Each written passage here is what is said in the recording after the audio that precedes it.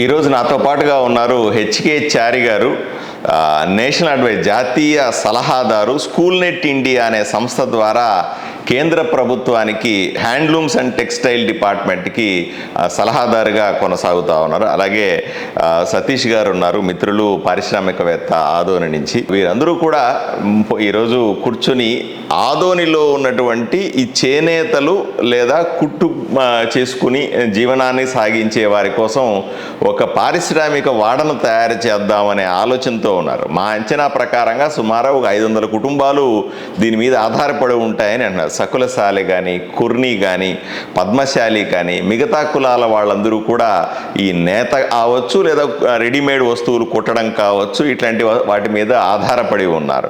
ఈ సాధారణంగా కేంద్ర ప్రభుత్వం ఈ మధ్యనే ఎన్నో రకాల పథకాలు కూడా తీసుకొని వచ్చింది. ఆత్మనిర్భర్ భారత్ అని, మనమే సొంతగా కొన్ని పరిశ్రమలు స్థాపించుకోవాలా, ఏ ప్రాంతంలో ఆ ప్రాంతంలో తయారు చేయాలన్న ఉద్దేశంతో కొత్తగా భవ్య అనే ఒక పథకాన్ని, భారత్ ఆయోగిక్ వికాస్ యోజన అనే ఒక పథకాన్ని ప్రవేశపెట్టి సుమారుగా 33,660 కోట్ల రూపాయలతో ఈ ప్రాజెక్టు 100 యూనిట్లని డిఫరెంట్ ప్లేసెస్లో మనము నేరుగా వాడుకునే విధంగా తయారు చేయాలనే ఒక పథకాన్ని కూడా పెద్దలు నాకు ఎక్స్ప్లెయిన్ చేస్తూ ఉన్నారు. దాంతో పాటుగా మనం ఆదోనిలో ఆంధ్రప్రదేశ్ పారిశ్రామిక సంస్థ ద్వారా షెడ్లు నిర్మించి వాటిల్లో చిన్న రూమ్స్ లాగా కానీ లేదా ఇటువంటి చేనేతల కోసం ప్రత్యేకమైన సదుపాయాలను ఏర్పాటు చేసి వాళ్ళకు లాంగ్ లీజ్కి ఇవ్వగలిగితే ఎటువంటి ఇబ్బంది లేకుండా మార్కెటింగ్ కూడా జాగ్రత్తగా చేసుకునే అవకాశం ఉంది అని అంటున్నారు. దీంతో పాటుగా ఈ మహిళా సహకార సంఘాలు ఏవైతే, సెల్ఫ్ హెల్ప్ గ్రూప్స్ ఏవైతే ఉన్నాయో వీళ్ళ చేతుల ద్వారా కూడా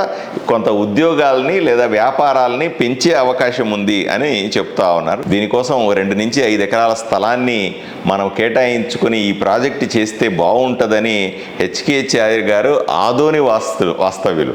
ఆయన ఆదోని సొంత ఊరు, చిన్నప్పటి నుంచి ఇక్కడే పుట్టి పెరిగాడు. తర్వాత ఉద్యోగ రీత్యా, వ్యాపార రీత్యా వివిధ ప్రాంతాల్లో ఉంటున్నారు ఆయన.